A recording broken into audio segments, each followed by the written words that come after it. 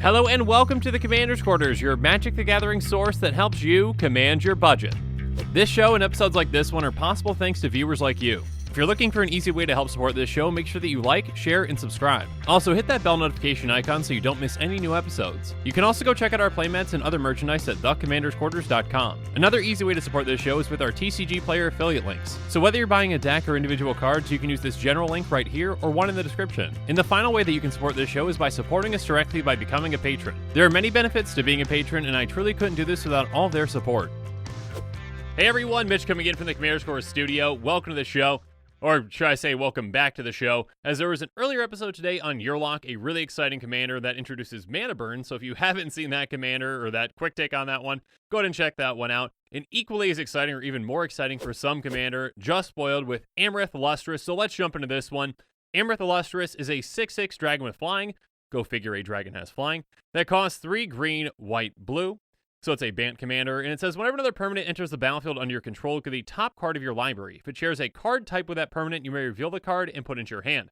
So this commander can probably go in a couple of different directions. Again, you could obviously go into a creature build, and if you've got a ton of creatures in the deck, chances are when you put a creature into play, you might be able to get one off the top. Again, this actually, keep in mind that this does not say non-token. It also does not say non-land. So if you've got a token coming into play, you can get, if it shares a card type with a card on top, you can get that in your hand for some card advantage. And same with lands, just on your land drop or any kind of ramp, you're basically going to be able to get lands off the top of your library into your hand for some massive card advantage. Now, those, you can definitely take the direction, in a creature deck, maybe even an enchantress deck, but I want to apologize to pretty much everyone for the direction that I'm going to be taking it because, yeah, I've apologized before for my Joyra deck, an Artifact Storm deck, and that's definitely the direction that I immediately thought of. I clearly haven't learned my lesson. If you haven't seen my episode on basically the one deck that I don't play anymore, it's my Joyra deck, because basically it can become a game of solitaire very quickly, and many players don't like playing against solitaire decks. But I think the most efficient and optimized build for Amareth is a Storm deck as well, Artifact Storm. So I'm going to go with that one for this episode because I really enjoy building those decks. I probably won't actually buy this one and play it myself because I think this can get into a game of solitaire pretty quickly and be pretty brutal, but I kind of love putting these kind of decks together, so my apologies in advance. Anyways, the important kind of piece of this deck is knowing what the top card of your library is. So Lens of Clarity, a card like that, can be really big for it. It's basically just an artifact that says you may look at the top card of your library, and it face down creatures, which doesn't really matter, you don't control. But basically, giving yourself access to that information, and there's a couple of cards that can do this, essentially permanents that stay around that basically allow you to know what the top card of your library is very important for this commander, because, let's say even just, let's say you're not even building an Artifact Storm deck, okay? Let's say that even you just have that creature build.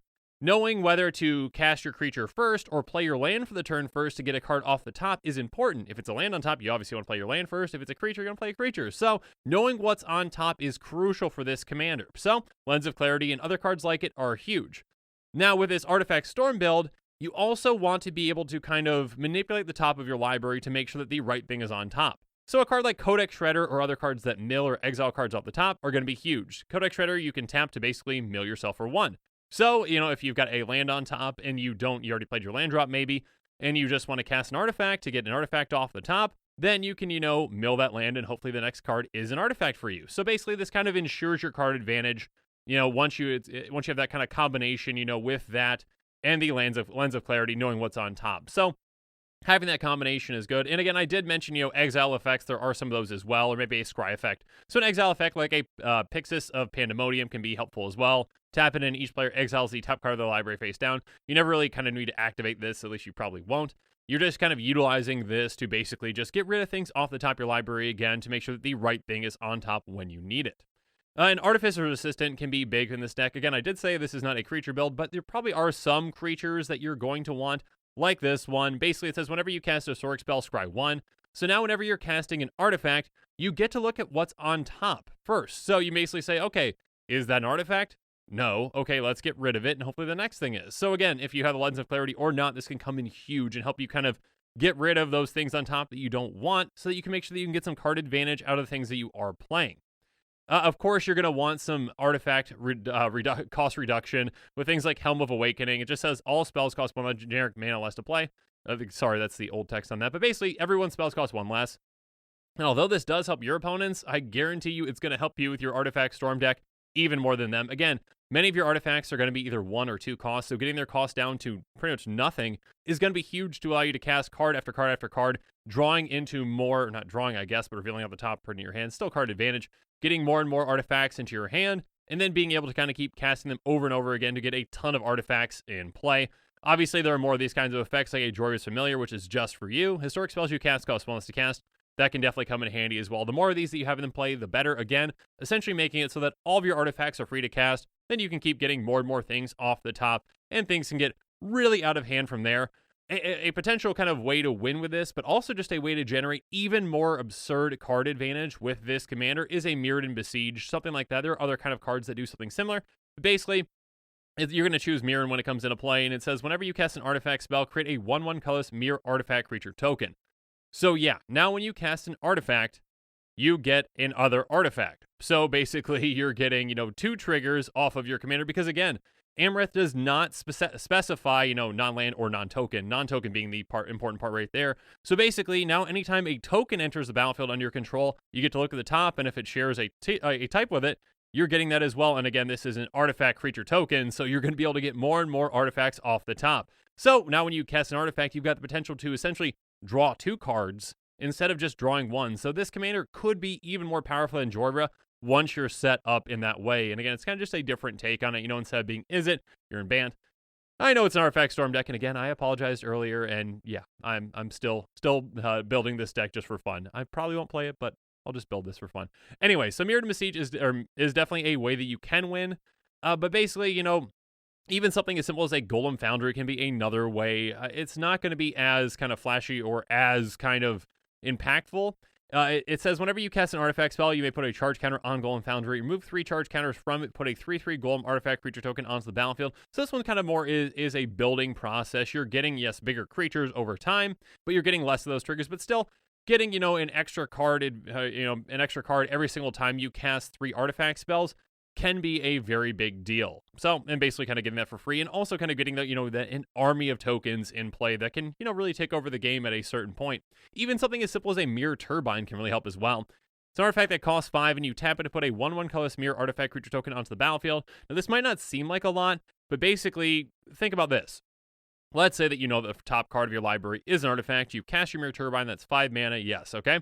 You get the top card of your library into your hand. Let's say the next one's also an artifact. You tap your Mirror Turbine, you get a 1/1, and you also get the card off the top. So you did pay 5 mana to draw 2 cards and get a 1/1. Not the best, but also, obviously, this is a repeatable effect. So essentially, you're just basically create a token and draw a card with this in play, for the rest of the game, as long as you can keep untapping it. And there are plenty of ways to untap.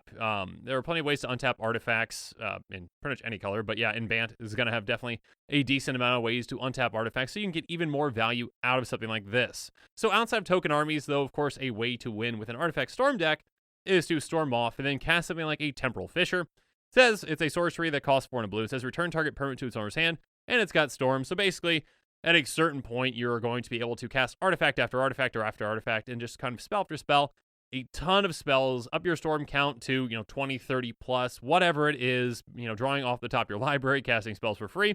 Then you cast this, and essentially you're like, hey, okay, how many permanents does everyone have in play? Yeah, let's just bounce pretty much everything. At the very least, you can bounce everyone's lands, which technically isn't land destruction, but might be considered that way by some. So yeah, this is definitely a way to win outside of a token strategy.